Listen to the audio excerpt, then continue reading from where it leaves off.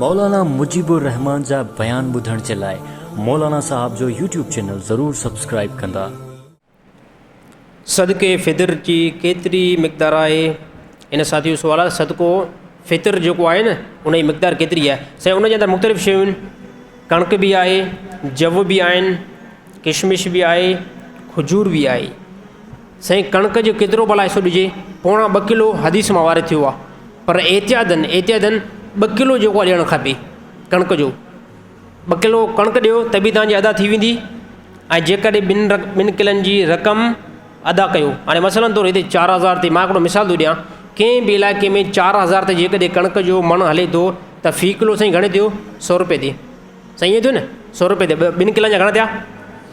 200 रुपया। पर हिकिड़ो मां मिसाल ॾिनो आहे, मतां ईअं सम्झो साईं जो बसि 200 रुपया ॾेई करे पंहिंजो जान छॾायो। हे मां हिकिड़ो मिसाल ॾिनो आहे, 200 बीहे थी 2 किलनि जी, त 200 जेको आहे कंहिं ग़रीब खे पैसो पकड़णु हथ में हे बहितर आहे।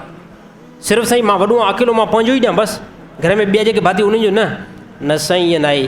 तूं पंहिंजो ॾींदे, पंहिंजी घरवारी जो ॾींदे, पंहिंजे पुटनि जो ॾींदे, पंहिंजे धीअरुनि जो ॾींदे, जेके शादीशुदा न आहिनि उन्हनि जो बि निकिरंदो। ऐं जेकॾहिं को राति जे टाइम पैदा थियो आहे न उन्हनि जो बि जेको आहे सदको फ़ितर जेको आहे तूं कढंदे। ऐं अहिड़ी तरह हे कणिक जो मिसाल ॾियो।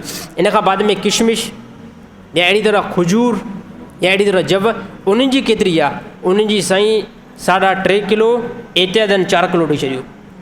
4 किलो जेको आहे खजूर जी रक़म, 4 किलो जवनि जी रक़म, 4 किलो किशमिश जी।